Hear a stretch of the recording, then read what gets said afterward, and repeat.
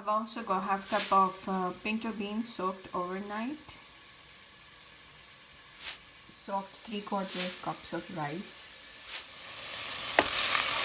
So to my onions which are sauteing just a bit, I've added a teaspoon of ginger.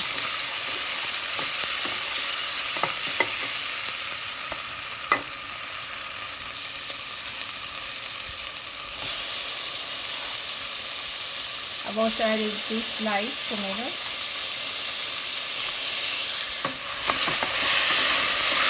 Now to this mixture I will add a teaspoon of cumin powder. I've added a teaspoon of salt, a teaspoon of paprika, and about half teaspoon of turmeric.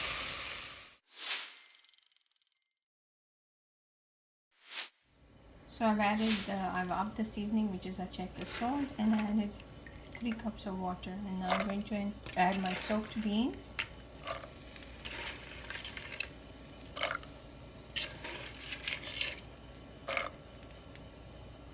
And the soaked rice, which I just soaked for about 5 to 7 minutes. So this is about 3/4 cup.